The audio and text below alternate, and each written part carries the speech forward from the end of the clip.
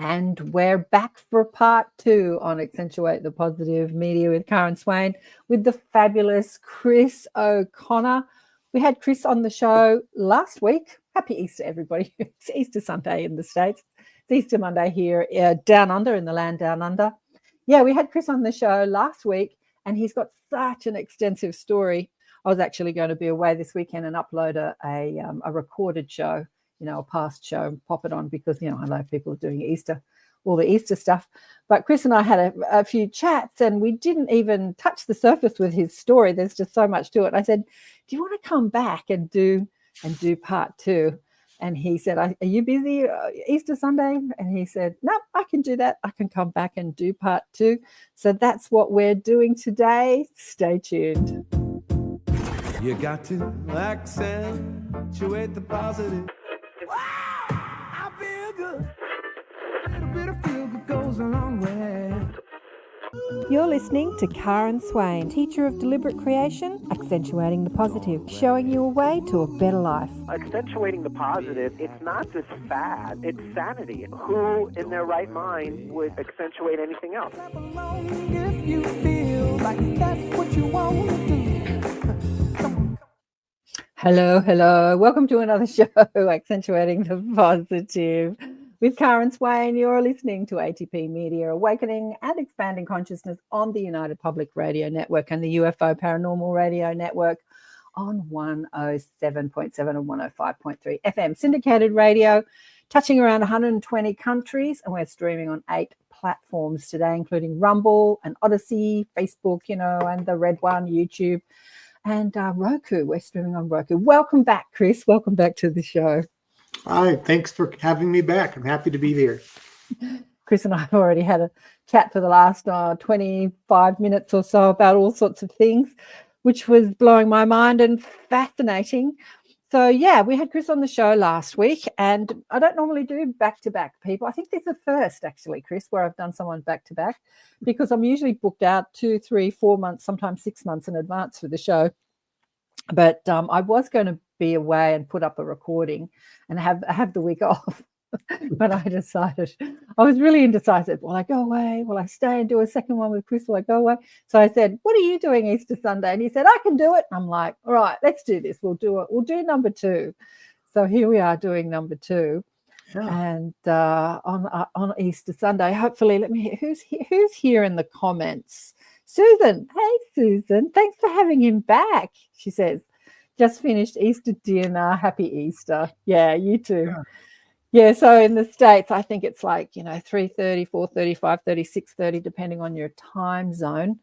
So people are busy doing... Alison's here. We've got some of the gang here with us. Good morning, AKA. From it's morning.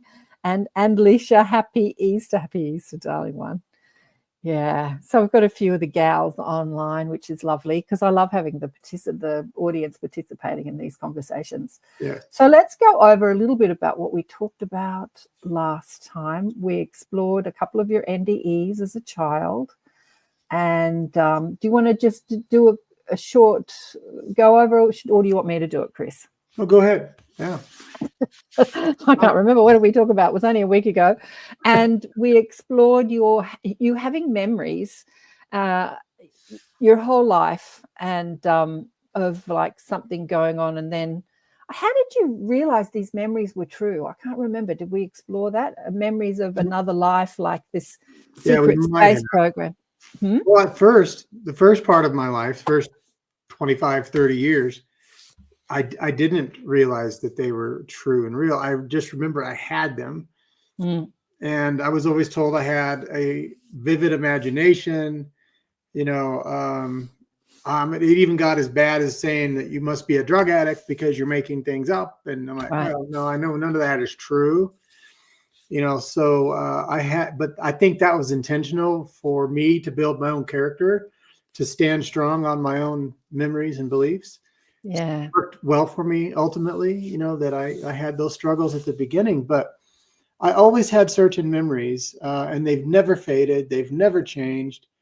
And they've been extremely consistent. And then only over time, other memories have come through that only added to them and it helped make them have context, or then I could put a cohesive understanding to it versus just maybe flashes of a memory or short memories of things that made no sense whatsoever. And then over time, then those other memories come in and help support those core memories that I've had. Yeah, it's interesting when you claim it as truth rather than dismiss it as imagination. It has a whole new context in your life. It expands. Like when I was first massaging, when I was in my 20s, I started getting a whole lot of psychic phenomena happening that no one had taught me about. I had no idea what was happening. And but funnily enough, I always was guided. I was always talking to what I called my common sense, not realize that I was talking to my mob, I call very reverently, or my spirit guides. I just thought I'm just chatting in my head to my common sense, and my common sense is answering back. So I used to call it. I would ask them, am I making all this stuff up? This crazy stuff I'm getting, am I making all this up? And they always said yes. And then they said, you have to remember you're making all of it up. You're making up that you've got someone on your massage table and that you're massaging them like you're the creator of your reality. And what you deem as your truth is your truth no matter what. There is no imaginary. There is only truth and truth and truth and truth, because thought creates. As it creates experience, whether it's in physical experience or in other dimensional experience or astral experience. Yeah, what we call as dreams. And just, we were given the conditioning that kids would say, I had a dream last night, Mum, that scared me. Oh, it's just a dream. It's not real. It's not real. Just dismiss it. It's not a reality. So we've been told that anything outside our paradigm is not real, but there are so many realities, right, Chris, there's so many realities, past life realities, future life realities, other dimensional realities. Yeah. Yeah. I mean, and our brain doesn't really know the difference. It only knows truth and reality. It does. It does. We just have to figure out what is a physical experience we've had versus maybe one we're remembering from possibly someone else that we knew in the past. That's the only difference. Susan's saying here, did you say something about having been in 4 different bodies? Yeah, he did. And Elsa's here. Morning, Karen. So glad to catch you live. Happy Easter, darling one. She's another galactic being. I've had Elsa on the show. Yes, the mob. So cute, right? That's amazing. She's in contact with like her and her kids. She's got a slew of kids. She lives up in northern New South Wales, and they're all in contact with off-world beings. Wow. Amazing story. But we'll go over. So we spoke about Chris having memories of being taken at 2 and having his body taken to basically you were away in another dimension, another time space for 60 years, like the 20 and back, they call it in the secret space point. But you did 3 of them, right? Yes. So this little 2-year-old body was put in some liquid and injected, like the Wolverine story, because I've heard you say that on another podcast. Yes. Where they injected the body, which this sounds to me like really sci-fi, but anything's possible, I suppose. And it was grown into a human form, like a human form, a male form, an adult form. And then that adult form spent 20 years. And do you want to take it from there? What happened after that? How did you do the next 20 and then the next 20? And so, were you in 4 different bodies? Well, the very first, the body I was born with is the one that, like you just said, is the one that was age advanced. And I remained in that body for the first 20-year contract that I had with the U.S. military. And then I spent that 20 years in the service of the United States. And that was the deal, that I would give them 20 years of service, kind of outside of the system, not fully within the system. And I remember doing a few things, being underneath underground bases, DUMBs, deep underground military bases.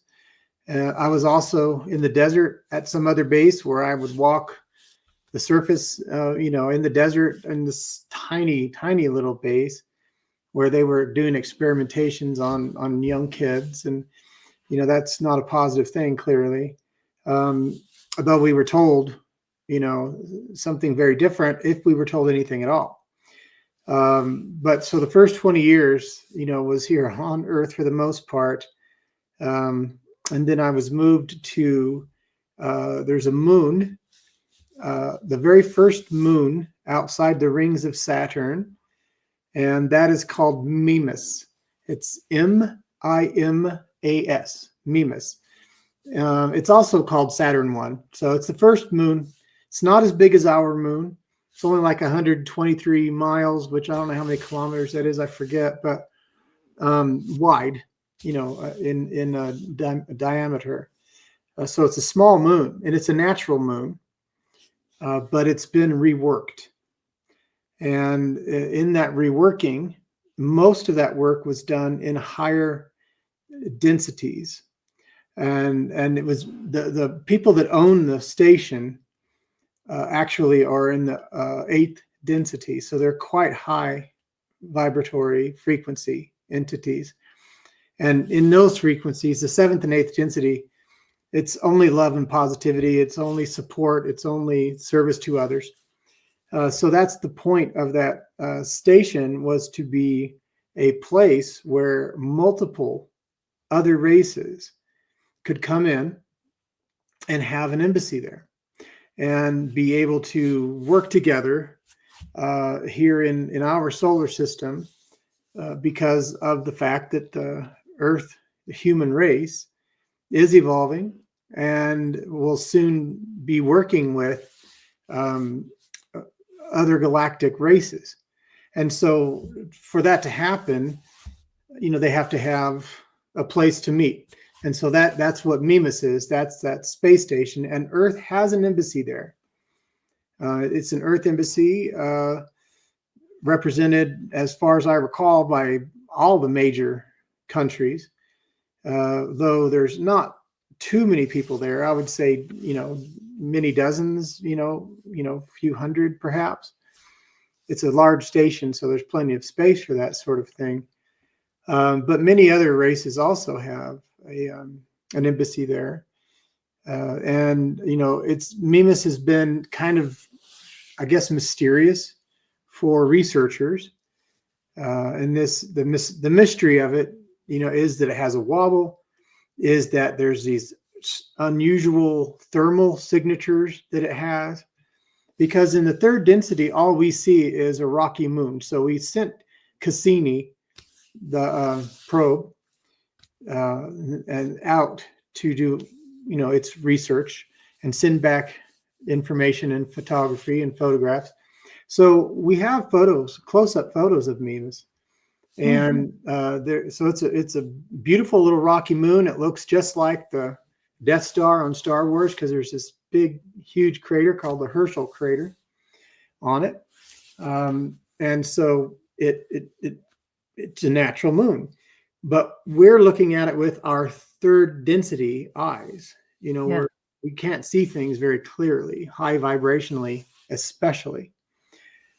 And so so it's a long story short. If we could fly there, and this is how we did it. For example, when I was first there, I went on a ship. I don't know how long exactly it took. I just keep remembering it's about 12 minutes, but I had some other experiences as well. But we went to Mimas. And then when you get there, because we're looking with our 3rd density eyes, we're seeing a rocky moon.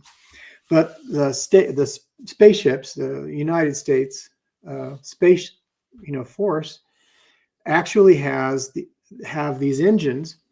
And I don't know what they're called technically. I recall that I always thought of them as being called a density engine. Because what it does is it changes the density. So you turn on this density engine and it creates this electrostatic field all the way around the ship. And then you can adjust that field to whatever density you want to visit.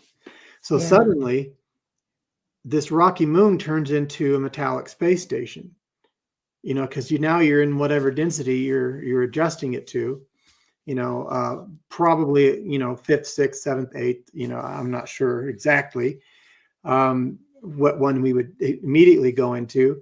but then we would dock. We were able to dock with the ship then, or the station. The ship could dock with the station. And then as soon as we would dock with it, now you're in that frequency, so you can remain there. Now you can't remain a human, a third, fourth density human can't go into a density really above fifth, or even mostly in fifth. You can't really experience for very long because we can't handle that vibration of the photons in the cells. It's jangling, and we can't live in it. We can't even live in a fourth density, full fourth density quite yet. But so the Earth Embassy is in a section of the station that supports third and fourth density beings. Atmosphere. So we would be in like a section that's a third density section, and then there'd be other beings in those sections that could also live in the third density. So we could interact easily while we were there. We could go to the higher densities, some of them not at all. It's interesting because what you're saying is actually what exists. Like, we are on Earth, like when you speak to psychics, and I'm one of them, but people that can see spirit with their outside eyes, with their physical eyes, they're here in our experience, all around us, sitting on the couch with us, like standing next to us. I had years ago, when I first embarked on energy healing courses in my early 30s, I met a friend who was one of these people that could see spirit through her outside eyes, her physical eyes. And when she would watch television, they'd walk in front of the television, it would blur the television. She's like, get out of the way. So they are existing in another dimension, which most people can't see, but with some people with expanded psychic abilities can. So when I say see, because I see spirit in my third eye, I don't see them I do see spirit as points of light. I don't see them as ghosts, some people see spirit as real, like they look like solid human form. And I have spoken to people on the show who have spoken to spirit guides that have manifested into physical form, and they've touched them and smelt them and heard them and seen them. So all their physical senses are engaged, and yet nobody else can perceive them in any way, shape, or form. So I always say to myself, how does that work? Like, how does that work? But I guess, like you're saying, if you understand how to dial up frequency, anything's possible, right? Yeah. Anything is possible. Hey, guys. Hey, Tyler. Yeah. So, wow, this is fascinating. Susan wanted you to talk more about your bodies, I think. So when you go to Mimas, get it right, Karen, and you dial up a different frequency, and now you're in this atmosphere, but it's still third density, what's happening to your physical form? Like, to interact with other beings and other densities, what happens to your physical form? Can you shift the vibration, your frequency of your physical form? How does that work? Well, not necessarily. There's a number of ways that we would interact and communicate. Firstly, if they're able to be in the same density atmosphere, then it's fine. You're there with one another, and you can interact. Sometimes, if they're always higher densities. There's nobody lower than third, fourth. The higher densities can bring their vibration down. In the fourth density, you learn how to do this. We haven't learned that yet. It's coming for us. Then you can bring your frequency down a little bit and interact with the lower, like a third density being. And sometimes they would do that. Sometimes they would be projections that look very real, as if they're in the room, but they would project themselves. And sometimes it wasn't just for density reasons. It was sometimes there would be maybe my bodily smell would be offensive to some other race. Even if I thought I smelled great, to them it was not, right? Yeah. And then it may be the opposite, because sometimes I'd be sprayed down just to mask my scent. And sometimes we would have certain lighting that, because, I didn't look quite right in certain lighting, but then also there would be times when an individual would be like a solid hologram, where you could like practically, you could touch it and it felt solid, because there's some pretty high technology to create that. But then also sometimes it was just a projection that they were doing from their own mind. They were projecting an image of themselves and their consciousness into the boardroom we were in. So there's a number of ways. And usually if they're upper density, we just simply can't be in the same environment. Yeah. Many years ago, Deepak Chopra was in Sydney doing conferences, and I took a girlfriend to go and see him who was just a little interested in this subject. And Deepak normally talks on a pretty mainstream level that the mainstream mind can understand. But this day, I've never heard him speak like he spoke. He was speaking to a conference room, in Sydney, Australia, and he was talking about how we are all holographic beings, like we're all holograms. And it just lost most of the audience. People just got up and walked out. And he was saying that the reality of Beam Me Up, Scotty, will soon be available, because, when you understand that everything is energy and frequency, and that we are, even the physical body is a holographic experience. Yeah. We'll understand teleportation in that way. And I was loving it. And my girlfriend, I remember looking at her, she looked at me with this look on her face like, what the hell have you brought me to? She just couldn't she couldn't cope with that. And but that was like 20, 30 years ago. That was such a long time ago. You don't hear Deepak talk about that so much anymore. I think he loses most people, but if he would go back and maybe explain a little bit about what he's really talking about, is all things are photonic. Atoms are photons. I mean, they're made of photons and vibration and string and all this other stuff, right? So however solid you think you are, you can touch yourself, touch the desk, the computer. Yeah. It's not solid. Yeah. There's more open space within a solid material than there is solid, space. So on the level of a photon, we're all photonic, which you could also call a hologram. Yeah. Yeah. Classically, he's known for saying the stuff of the universe is not stuff. There is no stuff. Because when you keep breaking it down, the particles of life, you actually don't find any physical particles. You just find energy. End up with light, and that's the end of it. It's energy. Yeah. All righty. So I don't know if we answered your question about all your bodies. No, we didn't really. Okay, so the first body was the one that was age advanced. Then I went to Mimas, and I spent about 20 years serving on Mimas. So the first body, once I got to Mimas, well, the first 20 years was on Earth, like I said. And then right after I got to Mimas, I feel like it was within a year. It was not very long. I was in negotiations with a race that went bad, and I was killed.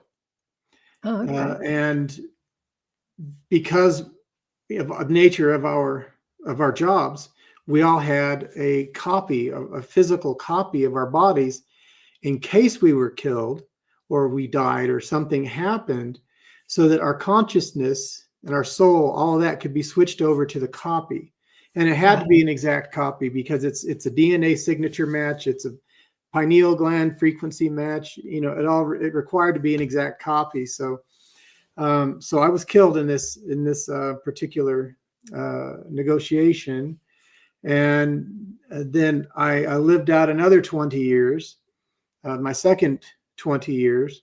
And when I went to renew my contract, I requested a new body, because I was in my mid 40s technically, because the body, when I was killed, the body I was moved into was 25, 30, fairly young. But then I added another 20 to it. So I just, out of vanity, just said, well, I'll re-sign up if, I could do this, and this. One of the things was, move me into a 20-year-old body for my last 20 years. And they did. Please. total vanity, No, I get it. I comment. I would almost do that now again, actually, if I had a chance. Darling, you look great for an old dude. Yeah, I guess. But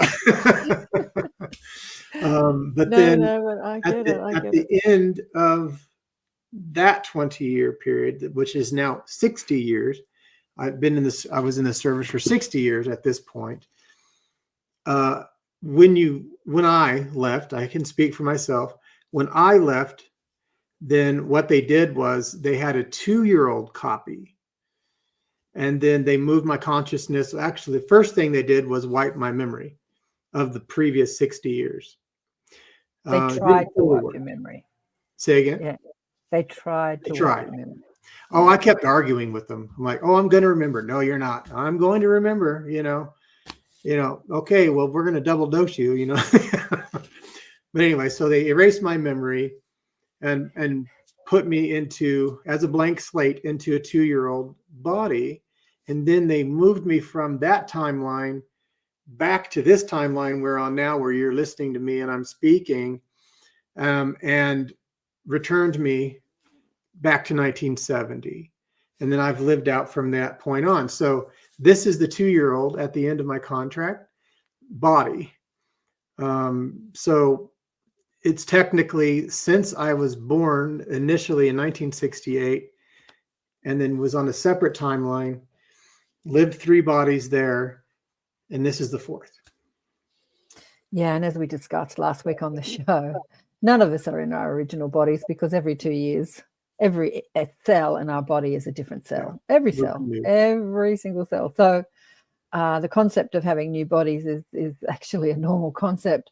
I mean, think about it. Think about what your body looked like at 2 and what your body looks like at 50 or 60. It's not, or even 20 or 50. It is not the same body. We are not wearing the same body. So the consciousness is constantly adjusting to a renewed body. Yeah, how all that works. I think these are questions that I have to, reemerge to infinite intelligence to really understand how all that works. One of the reasons I started thinking about God, I grew up pretty agnostic, not completely atheist, but my parents weren't into any sort of religion or spirituality. And then I started studying as a naturopath. And when I studied the anatomy and physiology of the body, I kept thinking, God, who designed this? Who designed this? Like, what intelligence designed this incredible apparatus that we call our physical bodies? Like, wow. And that started me thinking differently. Like, what intelligence is that? And how can I contact that intelligence? There's some intelligence that's designed this. Yeah. We call it, as humans, we call it God. But probably it was some ET out there that designed the human form. Might be a real good chance that's the truth. Yeah. The mantids. They're saying cooperation. There was a what's the word? A conglomerate, a consortium of different intelligences that designed the human form. Yeah, trial and error. They're just telling me. But we wouldn't be wrong by calling it God, because we're all God, right? So to say God designed the earth and the body, or to say a consortium of ET intelligence design, it's still all God, because we're all an extension of the source. So it wouldn't be wrong. Let me ask you this. When you were having those experiences on off-world, you were running through time. I know that you came back into 1970, but time was still simultaneously playing out on Earth. So you're like another you was out there having those experiences as you're now living right now. Did you have any access to this life in your memory or thoughts, or not at all? I remember making contact a couple of times. Okay. Yeah. I remember one particular event where I went through this, in a dream. I went through this doorway that's kind of like floating in space sort of thing. And then there's this lawn, like the putting green on a golf course, just floating in space, and there's stars everywhere. And there I am standing in the middle of it. So I go over there and I talk to myself. Yeah. But I don't remember what we talked about. Yeah. I guess I'm not supposed to know, but But yeah, so there was a couple times I remember that interacting with, but I got the distinct feeling he was breaking the rules by doing that. He Which is being you and exactly something I would do. Yeah. he being you in your human form, in your Yeah. in your earth experience. Yeah. Yeah. I was telling my friend yesterday, I was telling Chris that I went down to see a friend, and her sister was my best friend who died at 36. She killed herself. And after she died, she was one of the many people that had died during my life, because I don't know, call me the angel of death. Lots of people die around me, but they give me the experience that there is no death. Mum was the first one to die when I was 16. She kept coming to me saying, there's no death. There's no death. I'm just in another place.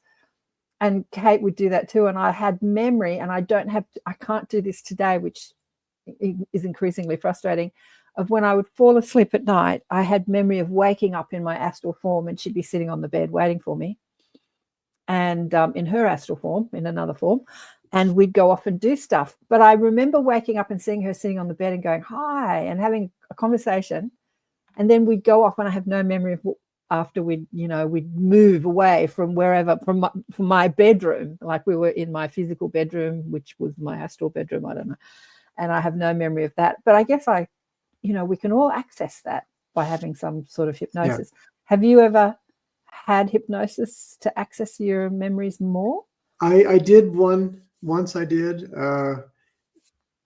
It was helpful, but really the most advancement I have made is through meditation and through pulling it in on my own, pulling those memories in.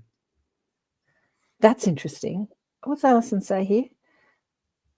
Was taught that our first 8 cells remain. Yeah, I can't confirm or not confirm that. I think the energy signature remains, which is creating the cells. I remember correctly you mentioned having a Kundalini awakening. Could you talk about how it changed your life and how long until you felt integrated? Great question. Thanks, Susan. You can do all the work for me. You can do all the work for me today. Yeah. I did have, I didn't know what it was at the time. I literally thought I was going insane. I really was trying to be reasonable about my insanity, but apparently there was no such a thing as reasonable insanity, because there was no insanity. But I would, as an example, I would be lying in my bed, and I lived in Southern California at the time, and I really thought there was an earthquake, just small little tremors.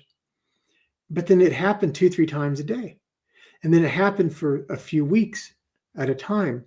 And I thought, this is just not usual. Why am I so sensitive to these tremors?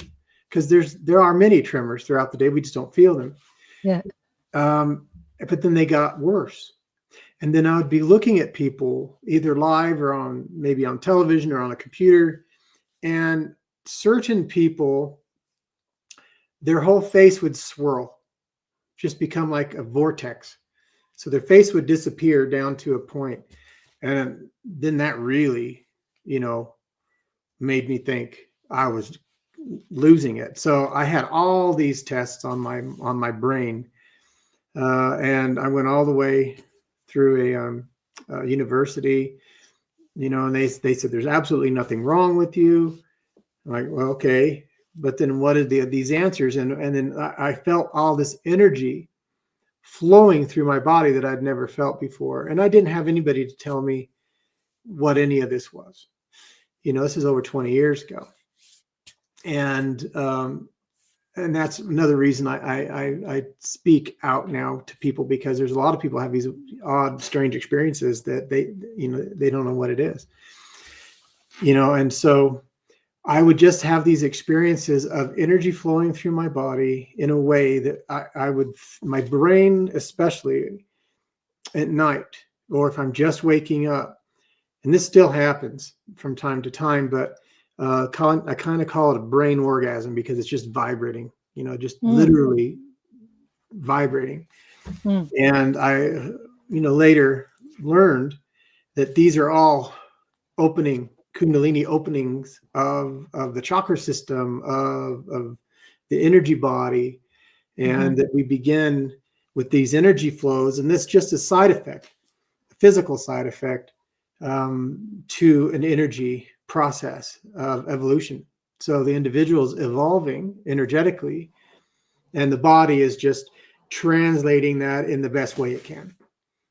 Yeah. And that was my experience with Kundalini. Yeah. Amazing. I want to talk about the healing tech that you experienced on Mimas as well, because I'm sure there was, I'm sure. But I want to share a story with you. Like, one of the most amazing experiences I had of seeing the world as the energetic matrix that it is was when I was out of body at night, and I came back and I did have memory. This is what frustrates me. I have some memory of being out of body, and every night when I go to bed, I ask, can I remember? And most of the time I don't. So it frustrates me. But anyway, I had memory of this night, and I'm in another dimension. It's a lot longer story, which I won't go into, but I'm with a group of people and we're seated at a table talking about things, and I felt like I was in an earthquake. And I looked around the table and I grabbed the table and I said, what's happening? And then the next minute, bang, I'm back in my bedroom. I'm not in my physical body. I'm not out of my body, but I'm simultaneously in and out. But I'm sort of up in the ceiling, and I'm looking out, and everything is see-through. Everything is translucent and transparent and vibrating. So I'm seeing the physical world in its holographic nature. And what I notice is that 2 rooms over, I'm looking at my daughter waking up and coming down the hallway to wake me up. And I'm realizing that my body or my consciousness or something, intelligence, has called me back to my body because I'm about to be physically woken up. And I remember gasping at the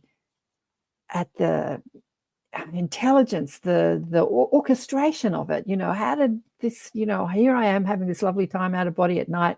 My daughter's about to come and wake me up.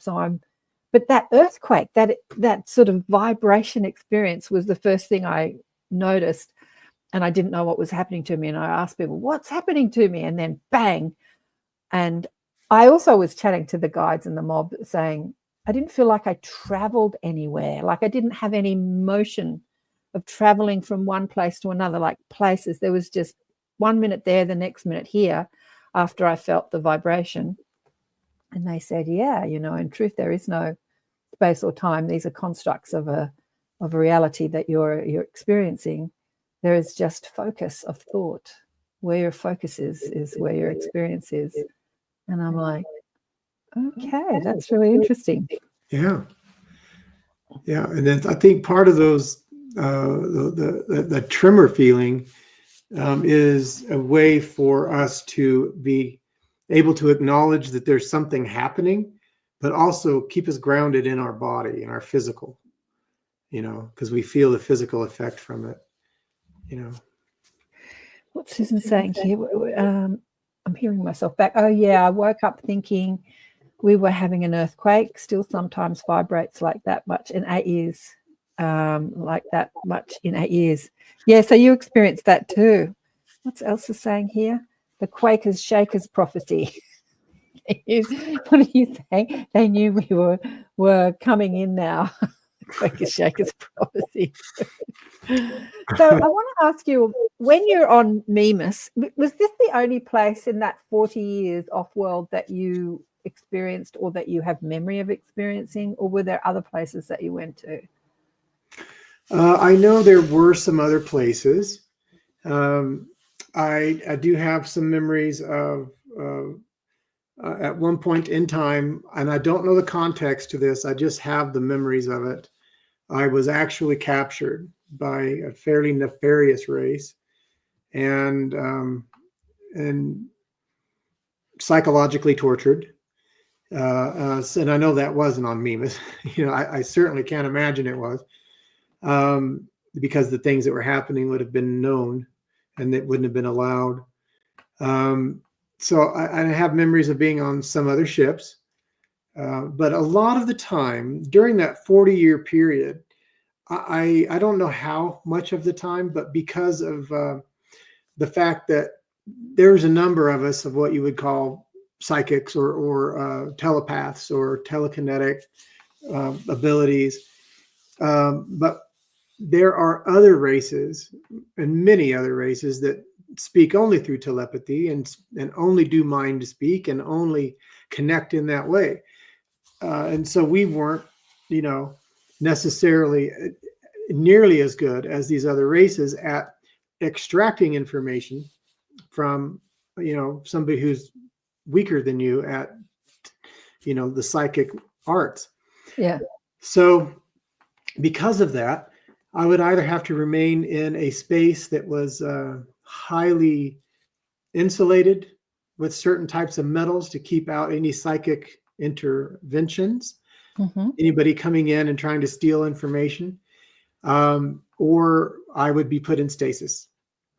And I was in stasis, I'm going to guess more than half the time, up to maybe 60-70% of the time, just because it was security risk for me to be awake and walking around.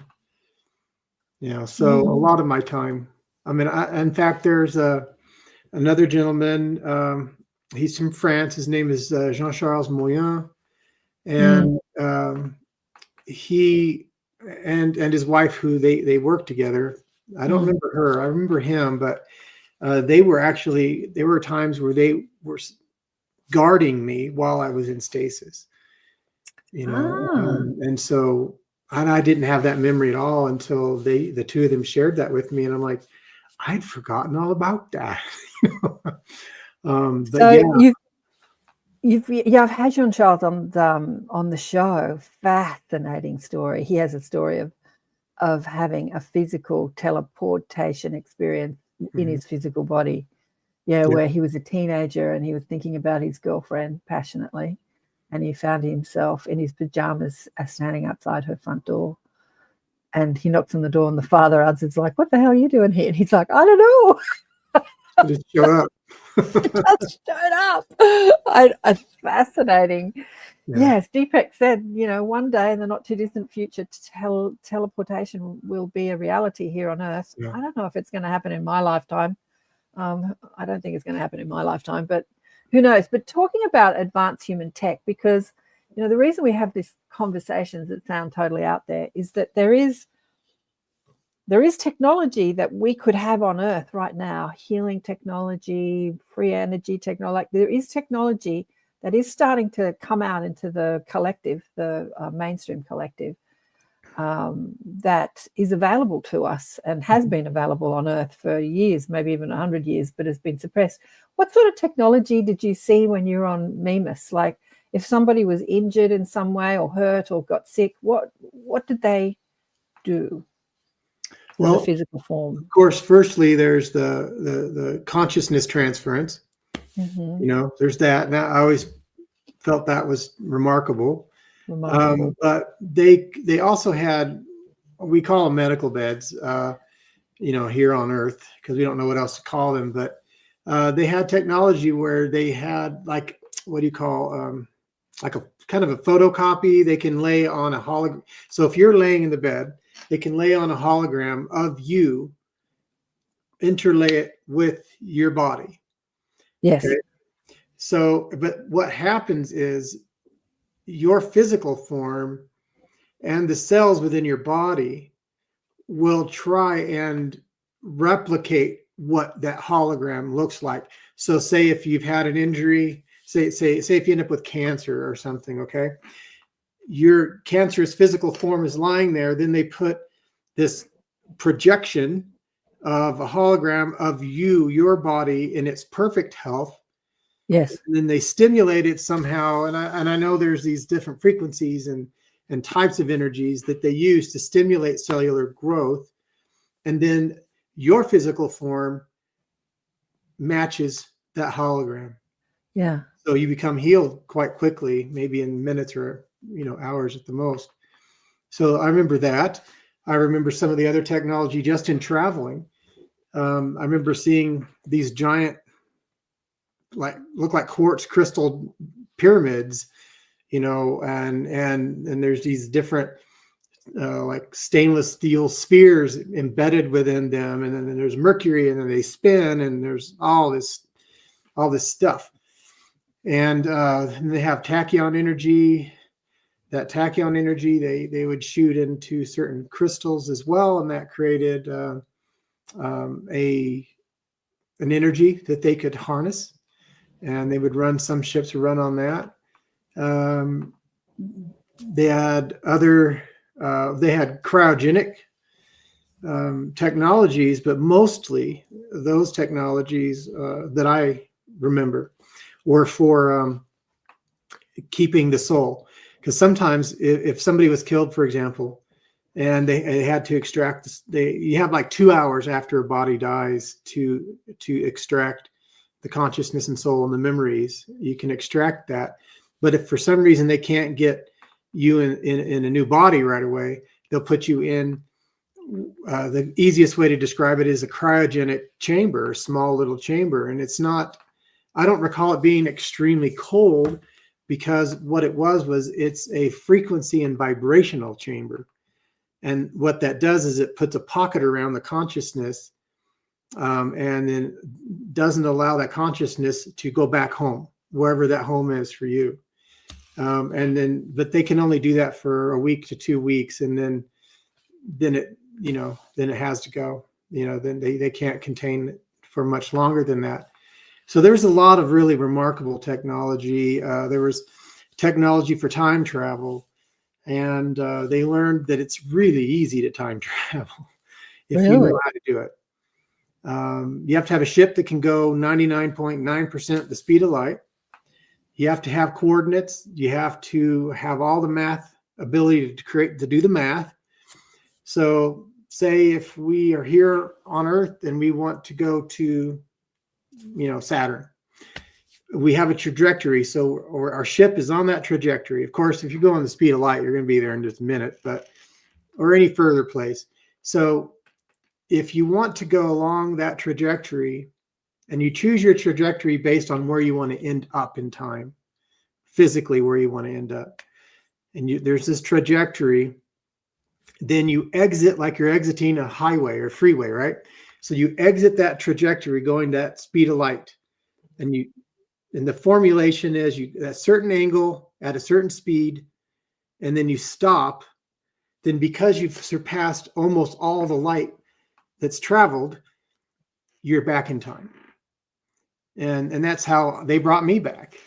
The trajectory was wherever their starting point is. And then they wanted me to end up in Glendale, California in 1970. They had a trajectory to Glendale. And then they knew by formulation when to exit and what angle to exit that trajectory. And that brought me back. And that's how they do it. Wow, amazing. I know what we perceive as magic or miracles is actually just physics, isn't it? It's just physics. It's all based on it. It's all science. Yeah. And we're just starting. That's why at a certain point, spirituality and science merge.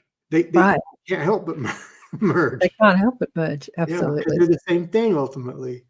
So it's like, y'all stop arguing, because I grew up with, science is bad, it's evil. And, no. Oh, because you grew up in the religious, the very religious and really and the sort of fundamental religious environment that you grew up in, they said science was evil. Really? Ultimately. I mean, that was, 40, 50 years ago now.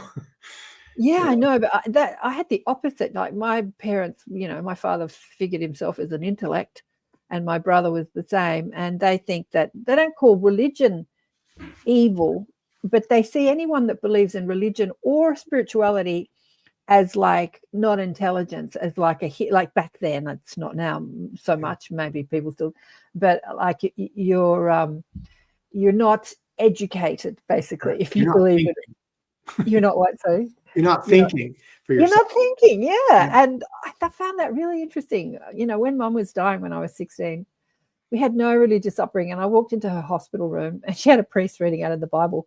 And I was so confused. I'm like, what? And then he leaves, like, nice to meet you. No, yeah, no. He leaves the hospital room. I said to Mum, what are you doing? And she goes, I'm dying. I'm dying. And I go, I know. But, we've never had any of this religious stuff in our whole, it's like right at the end of her life, she decides she now needs to have a priest come and read the Bible. It's like a little late, Mum. But yeah, it's interesting, these paradigms, these silly ideas that we have on Earth. I need to do a station ID break. You're listening to Karen Swain on Accentuate the Positive Media, Awakening and Expanding Consciousness, and we are on the United Public Radio Network and the UFO Paranormal Radio Network on 107.7 and 105.3 FM syndicated radio, all over the place, having a lovely time with the wonderful. Please remember, if you're listening to on YouTube, Rumble, Odyssey, or any of the audio platforms, to subscribe and give us a like and a comment. We're listening to the wonderful Chris O'Connor, part 2 of ET Technology and Consciousness. We're flying all over the cosmos today with his amazing memories and stories of other lives. I call them other lives because they really are other lives, right? Even though I see them as other lives, yes. Yeah.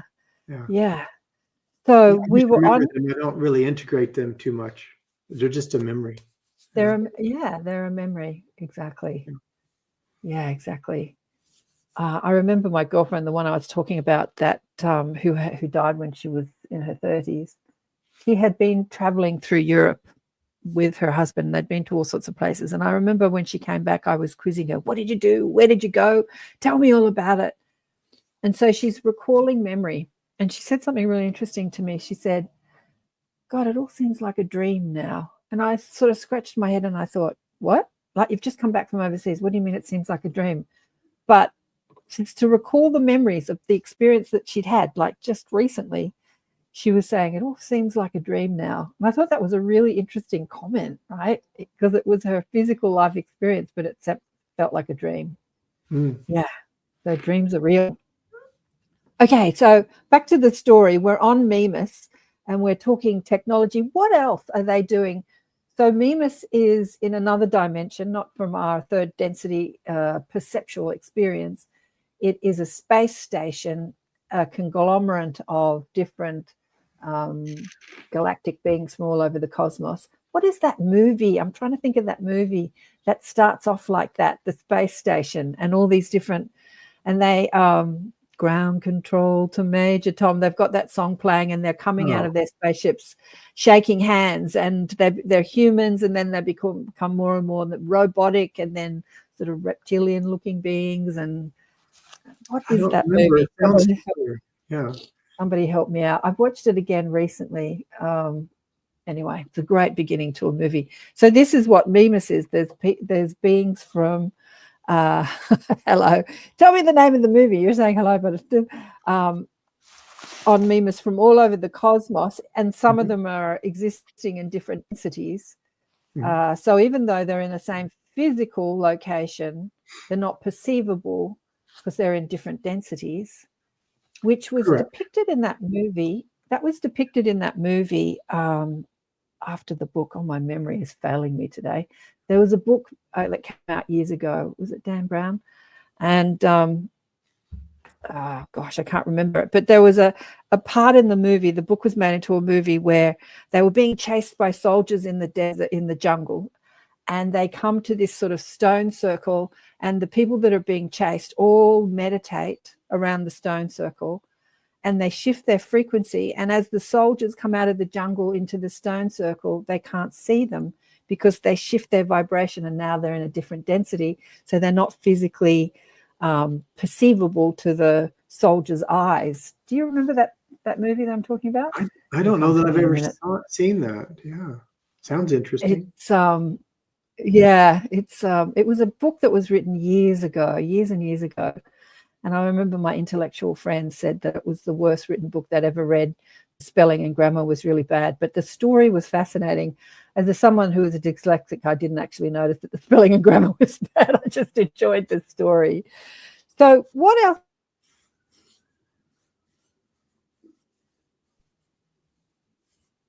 Oh, I think I've lost you. You've frozen. There you go. You're back. There you are.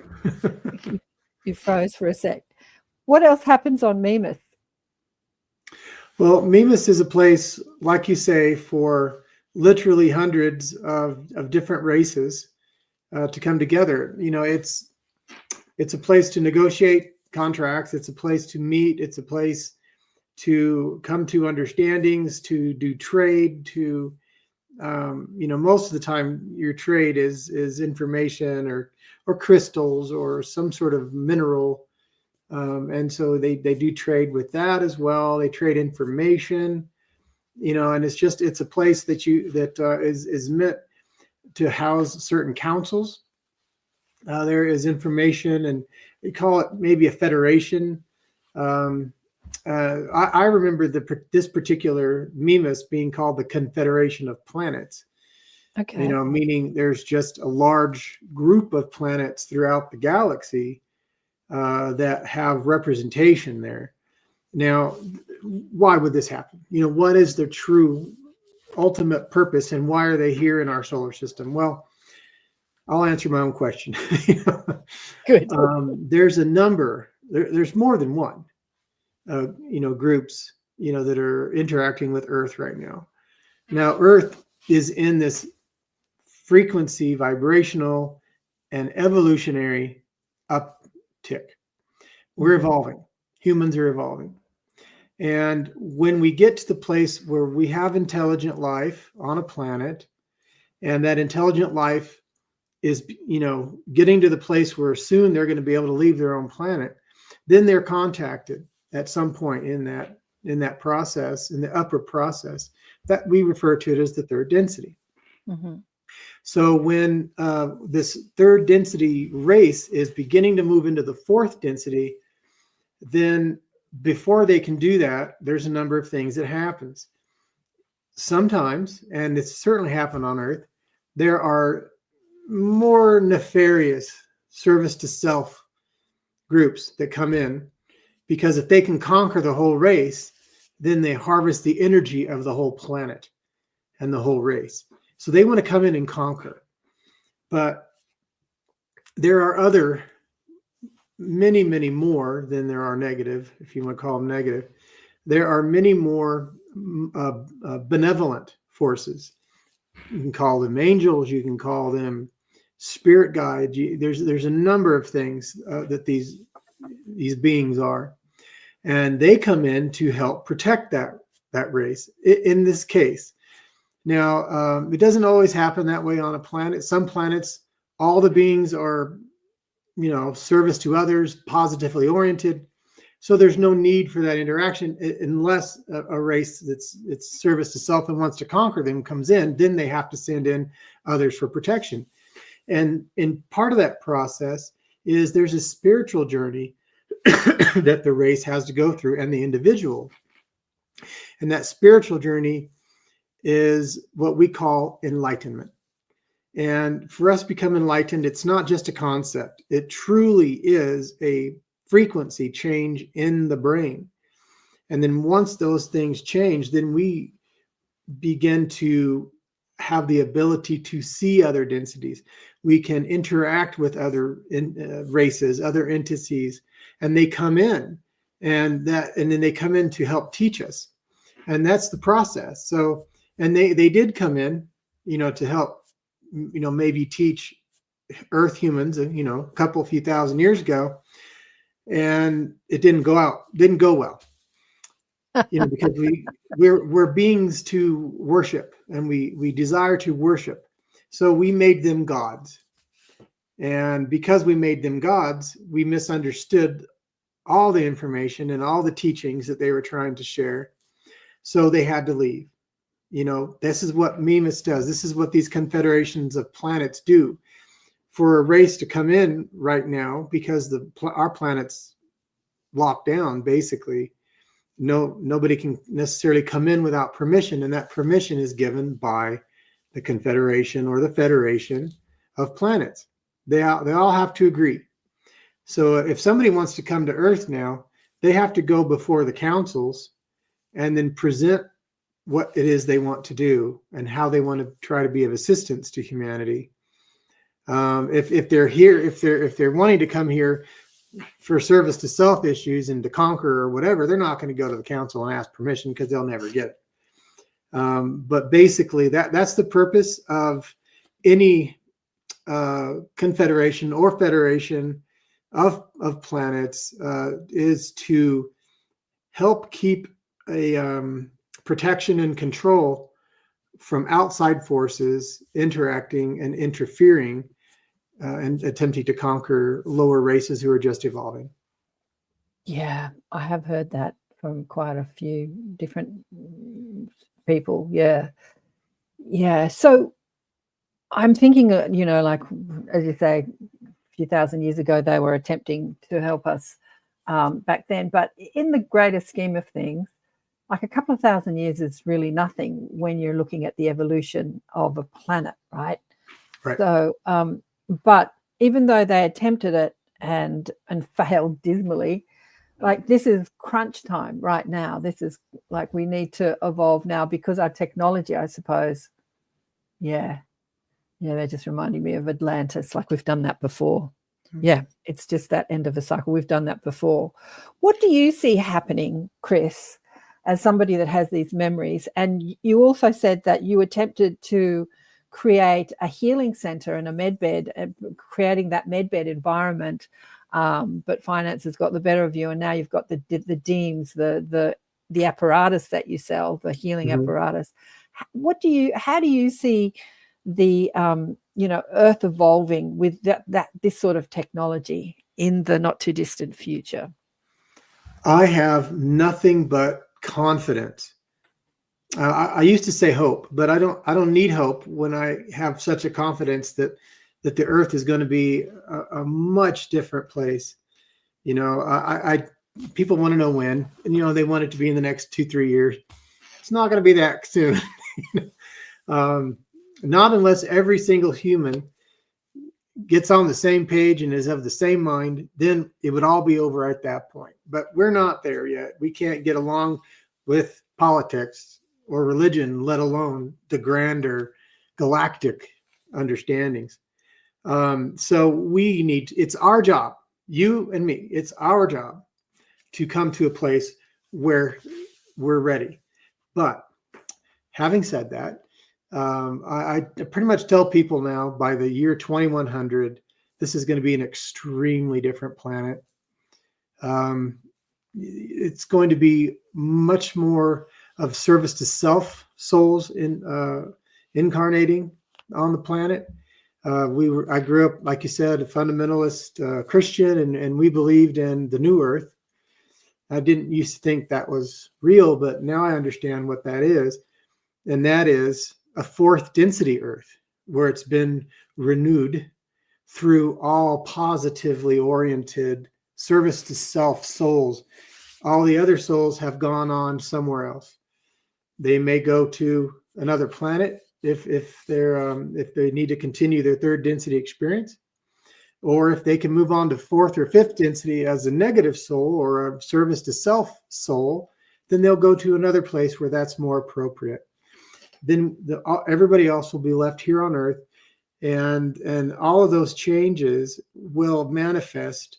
Right now we can't imagine, there not being a police force. We can't imagine there not being some military for protection, but we won't need it soon because nobody's going to come for us. Nobody would even think about doing that. Nobody would ever attack you. Nobody would ever steal from you. So there's no need for any of that. Then we'll all be on the same page at that point. Now it's going to take a little while to get there.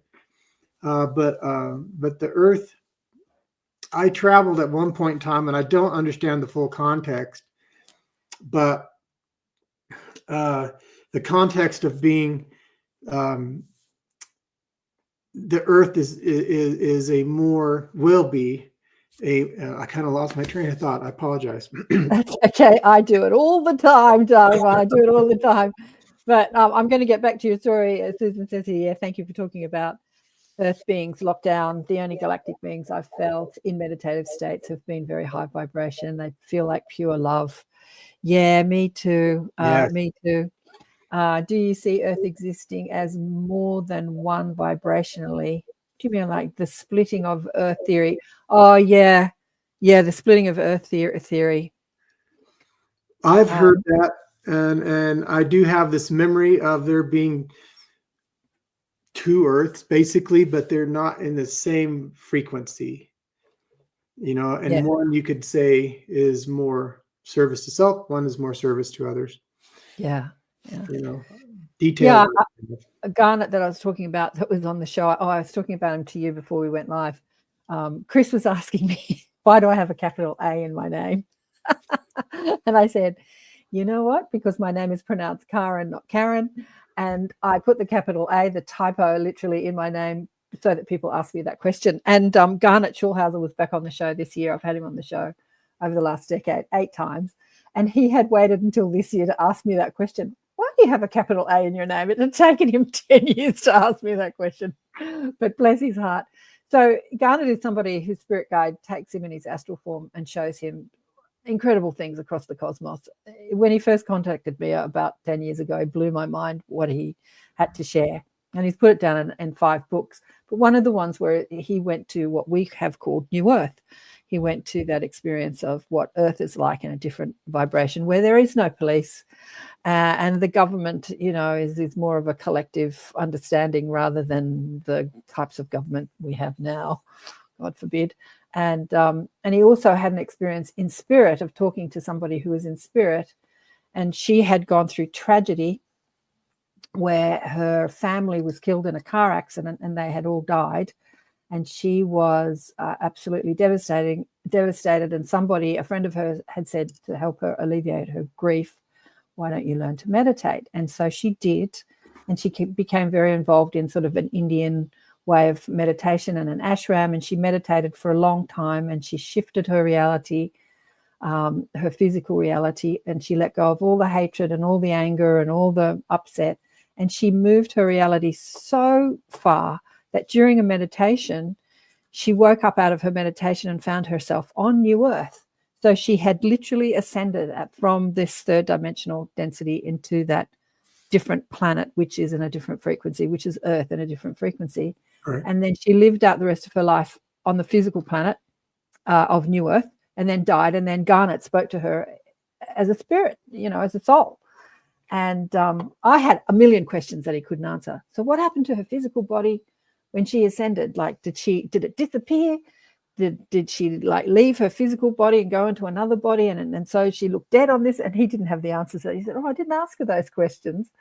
But what he did ask her was, she was looking to reincarnate back onto Earth. And he said, will you reincarnate back onto New Earth because it's so much beautiful and there? And she said, no, all the trauma that I went through, I learned so much by going through that, and I learned how to heal.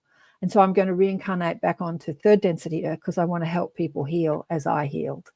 And made me cry. Yeah. It's a service to others, soul. Right. Yeah. Which I thought was so cool because she had the opportunity of incarnating anywhere, but she was like, no, get me back down there to that place where people are in pain and suffering. And that's where the work is needed, right? I think all you light workers that are online listening to all this, you can understand that that's what you're all doing here. Mm. Yeah. So it exists. It's out there. That newer. As far as the splitting of the Earth, Susan, that you asked about, are we becoming more of a vibrational match to that new Earth, and then eventually we just merge with that new Earth? I don't know. Maybe that's how it works. What do you think, Chris?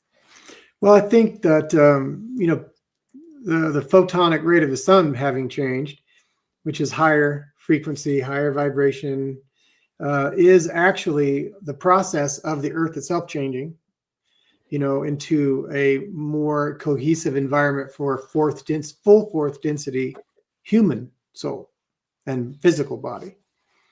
So we're in process now. Yeah. Yeah. How long do you think it's going to take? I know you haven't got the answers. I know. It's like, as long as it takes. It's really up to us. It's up to us and our consciousness and what we allow to happen on Earth. We really are in control. We just are told we're not. We got to regain that control, and then we can make this happen more quickly. But we just have to go through that process, and however long that process takes. I do know that I was told a few years ago that the Earth will be completely different and pretty much a full 4th density, because we don't just switch into full fourth density. It's a process, and that we're all in. And this body, this body has to die. And if I decide to come back to Earth, then it's going to be in a full fourth density form, so it's just that process of people dying off, some going away and not coming back, and others remaining, but in a higher density form. Yeah. And so it's just however long that process takes. Now, two things could happen. One, it remains natural and the population just switches over. And the other is there's a cataclysmic event where it all happens very quickly. Now, it's up to us as humans what direction that happens, if it's going to be. But we have a lot of protection. Yeah. There are entities, there are beings that don't want us to go through the trauma, of a cataclysm. It isn't necessary if we can do it on our own. Yeah.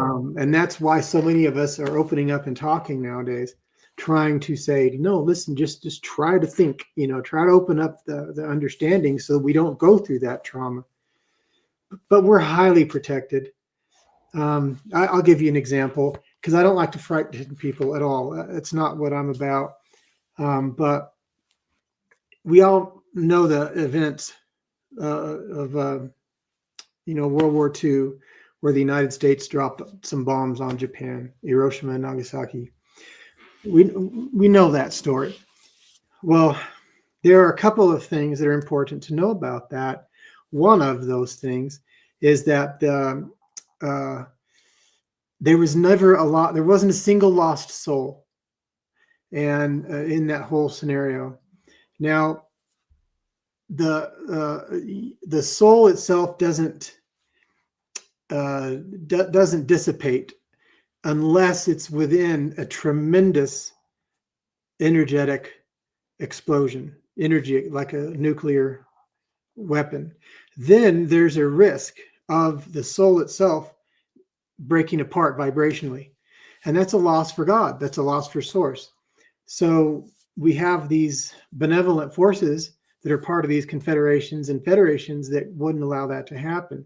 Now, you might ask, why wouldn't they stop the nuclear bomb?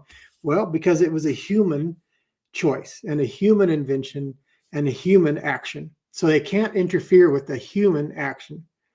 Now if another race came in and dropped a bomb, they'd swoop in and they'd stop it. And then they'd try to encourage us not to do it too, of course. But in that circumstance, in Japan, when those bombs were dropped, they couldn't stop the bomb. They weren't allowed to. But they could collect every single soul, because they're outside of time. Just as that bomb exploded, the bomb had to explode. So there was confirmation that this is going to happen. But all of these, you might have, if we could see them, we'd probably call them angels, came in and collected every single soul so that there was no risk of anybody being lost. That's the protection that we have here on this planet. And that gives me so much hope. I've actually seen that firsthand. Really? When I say firsthand. So, and it's so interesting. I watched Tucker Carlson speak to a 9/11 whistleblower. He was sorry, my memory is just not working for names today. It must be the Easter energy. But it's one of his latest interviews with a guy who was in politics, and he was a high-ranking politician. And he was disclosing stuff that happened during 9/11. So when 9/11 happened, and many people say that was actually some bombs as well, not just planes hitting buildings, but bombs going off and so on and so forth.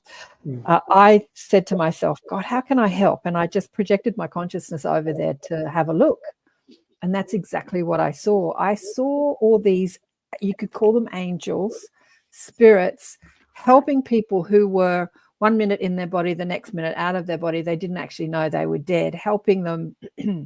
Like a lot of them were dressed as firemen. And they were saying, come with me, I'll take you to safety, I'll take you to safety. So they were talking to what we would call souls or spirits of people that are sitting at their desk typing, and the next minute they're out of their body and they don't actually even know what's happened. And so all these angels came, and they were all ready. And what I was shown, I was just watching it, because I said, how can I help? but there was nothing for me to do. Like, I just was watching the scene unfold. They said many of the firemen that were killed during 9/11 had that contract, that spiritual agreement, to come into physical form and then to leave their body during that time to be of assistance to these people that were all dying, to help, take them to the next experience, the next dimension, to wherever they needed to go, and to help them acclimate and help their consciousness understand that you're actually not in your physical form anymore, you've died, and to help them, because it was such sudden death. So I would assume that that's what you're talking about during the bombing of, that when you die so suddenly like that, there's help for you. Yeah, I mean, it happened even in, I think it's Joplin, Missouri, a few years ago during these tornadoes that were just going through and devastating the whole area. And all these kids kept telling their parents, "Do you see the butterfly people?" And so all these people that came in with wings, these kids were calling them the butterfly. You can look them up on the internet. It's an actual thing. The butterfly people that were there calming the kids down, telling them it's okay, you're going to be okay. So there's so much beautiful help for us. Yeah, absolutely. So much help. I want to go back to what we were talking about, transitioning to the new earth. I was chatting to the mob about that before. And because I always ask the hard questions, like, how does that work? And they were explaining to me that, like, as we've stated on this show and on other shows, when you talk about being in different bodies, and we've spoken about, like, every 2 years we're in a new body. So we're completely wearing a brand new physical form, but the transition was so smooth that you don't notice it. Like, you don't notice that. So I'm wearing a different body than I was a couple of years ago, but I don't notice that. Like, there wasn't, you just don't notice. And I remember when I was pregnant. No, I had the baby. When Annika was little.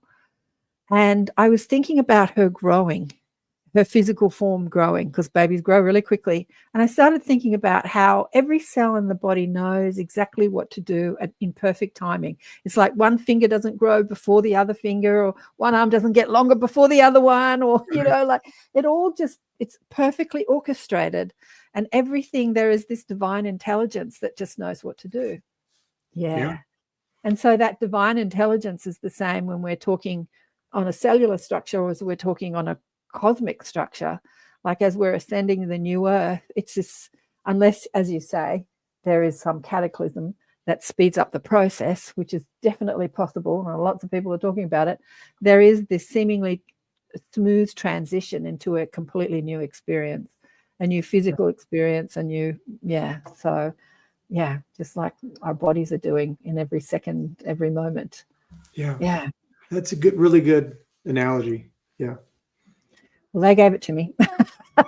I mean, I was asking the questions. I do like to ask questions. Oh, what time is it? This has been so much fun. So nice to hang out with you on this Easter weekend and explore these things. I want to get back into the healing, because I know that you're passionate about healing and you've got your DEEMS device. So as you said to me that you attempted to have the healing center, to open the physical healing center, you've got to pay rent, you've got to employ staff, it's a costly experience here on earth. And I think it might be maybe premature that people don't understand this sort of healing. Like, what happened when you opened your healing center, and why did you shut it? Did people not understand that type of healing? What was going on? It worked beautifully. Oh, it did? There were miracles happening. It was really, it was so encouraging to me.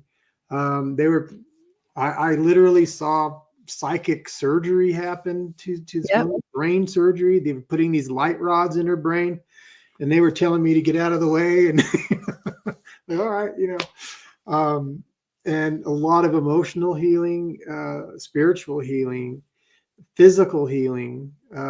There's so many, but I was still in the phase of bringing people in to just test everything out, see how things were working, and so I was still in that process, when finances just became overwhelming.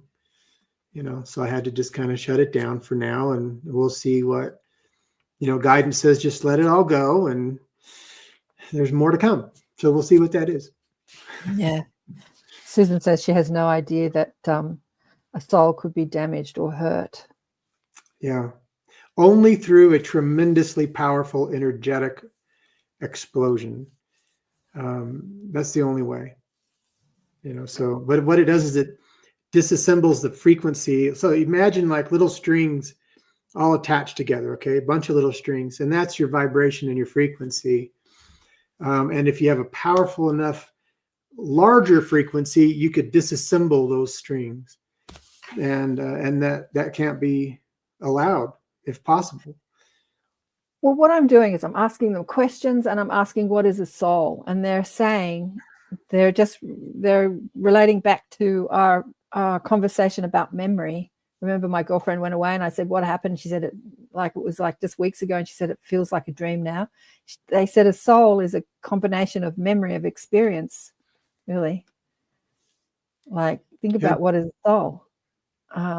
It's like an extension of source energy that has experiences either in different dimensions, and the oversoul, like there's so much of that oversoul is that combination of that memory of experience and the lessons learned from that experience. Yeah, it's interesting to ask, what is a soul? What do you think a soul is? I'm going to pose that question to you. What do you think a soul is? Well, there's a difference between obviously a consciousness and a soul. Okay, what's that? Is awareness of the self. Okay. And that comes with experience. We don't begin a consciousness knowing that we're a thing, right? It requires a number of experiences, lifetimes before we realize that. Like, a plant doesn't necessarily realize it's a plant, until it has enough lifetimes as a plant and understands that, oh, wait, there are other plants around me, so I must be an individual. And then that's a consciousness. That's where self-awareness comes from. Now, that is a frequency and vibration that is locked into DNA that you carry as a soul. So our DNA isn't just this physical form. It is the map and the instructions to tell this physical form how to behave. Exactly. But it isn't the physical form. So DNA is actually your soul itself. Okay. Consciousness is attached to the DNA. Now, the soul is also the ego, the emotion, the experiencer. Yeah. And so that's the difference. Now, a soul complex would be these things put together, and so we're not just a simple consciousness, and we're not just a simple awareness of the self either. We're all tied together. Yeah. So because we're so multidimensional, and our oversoul, or whatever we want to call it, is leading multiple lives simultaneously, just say, hypothetically, if you were exploded in some nuclear force that broke apart that frequency or that DNA that was that aspect of the soul, it wouldn't damage the whole oversoul, though, would it? Not necessarily, no. No. No, I mean, like I said, the only kind of damage is with tremendously powerful energetic weapons or energetic explosions, and those are subnuclear explosions. Yeah. At that level, things just dissipate into nothing, and energy does as well. Yeah.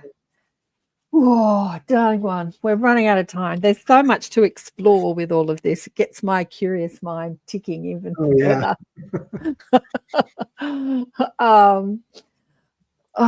Okay. So we've got about 7 minutes to go. What do you want to share with people before we finish this show?